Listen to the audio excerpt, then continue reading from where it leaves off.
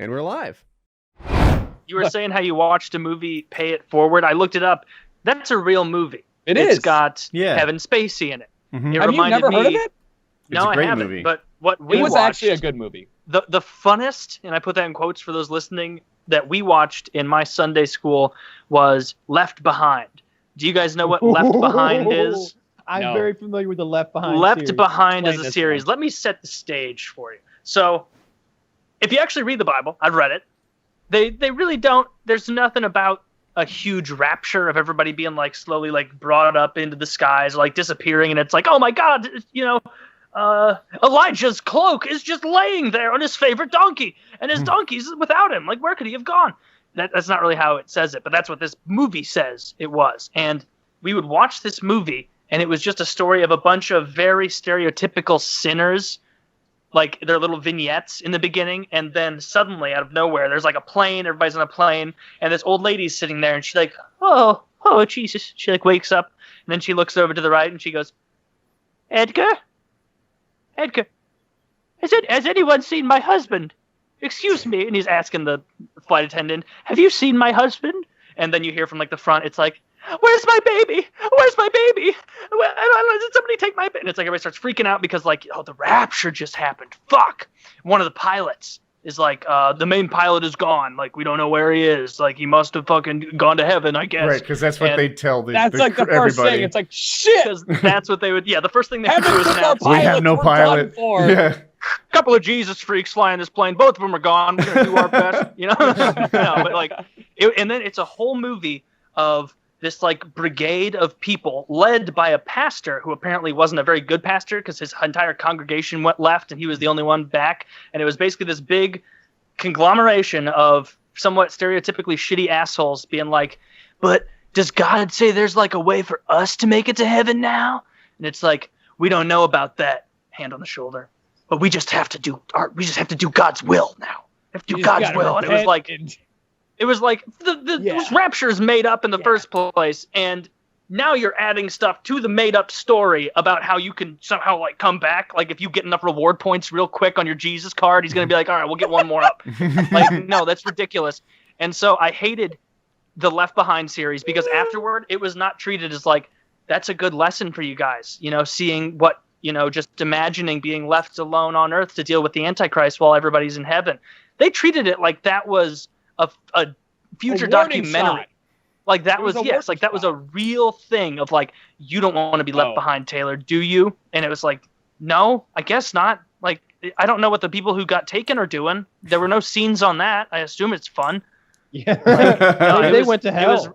It was ridiculous to have to sit there, to be like a 12-year-old and be watching a movie like that and then have to listen to an adult treat you like this is a fact it's at least a little bit damaging, because it's like, as a kid, you're like, man, like, these are all the adults in my life. I believe them on everything else. Why would I not believe them for this? Like when they tell me, hey, don't touch that, you'll burn yourself. I go, okay, yeah, this guy knows burns. Not going to do that.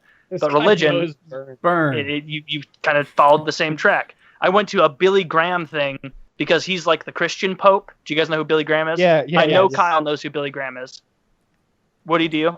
I know the name. I couldn't tell you what his story is. So he's like the biggest evangelist of all time. Like he fills up stadiums, or he did, the way that like if the Green Bay Packers are playing, Green Bay loads up that stadium. He did that. And I went to one of those big things at the Rams stadium in like, I don't know, I was maybe like 10.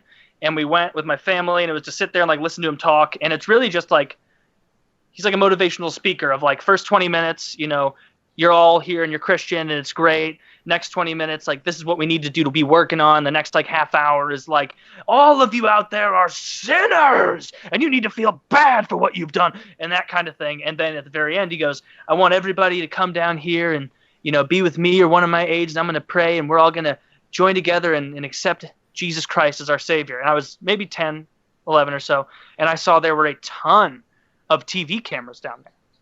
And I was like, Mom, I'd like to go down there and be saved. Mom, I want and she was like, really, Taylor, you'd like to go do that? And in my head, I was like, worst case scenario is like cover this base. Mm-hmm.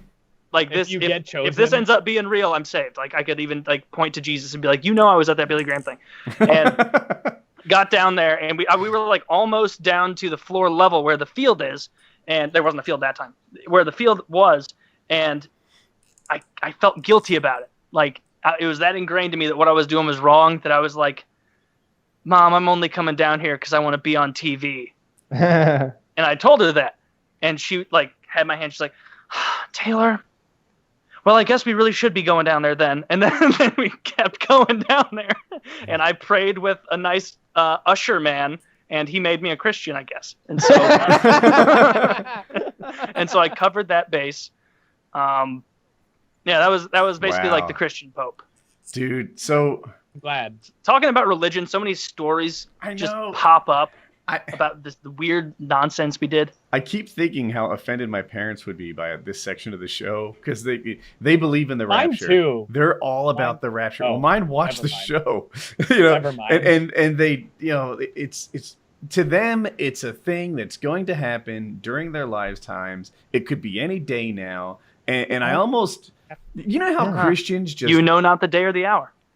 You know how Christians just don't, like, they can't contemplate why somebody would be good if they didn't believe in the Bible. Like, right. Where's your guiding force? What's that? All religious people do that, yeah. I can't contemplate, like, why they would ever, like, go on, think for the future. I don't understand a lifestyle where you're hoping tomorrow is the last day.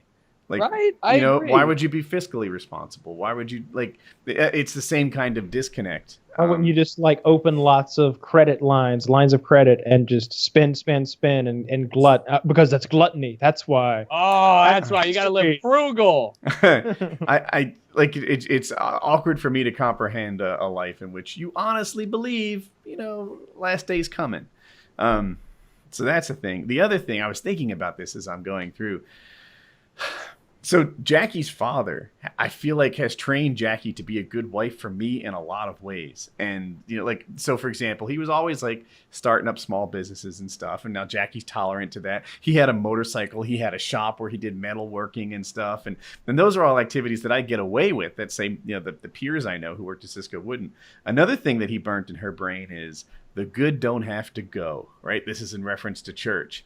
And so Jackie, her sisters, and a mom, apparently not good. Dad, the good don't have to go. He never really went. And it was just a pressure that I've never really faced, because it's known in my family that the good don't have to go. My dad would not go. It was, I guess I was too young to really get a sense of how much pressure there was on him from her to go, but so I'm not real sure. But I know he didn't want to go. I know he didn't like going.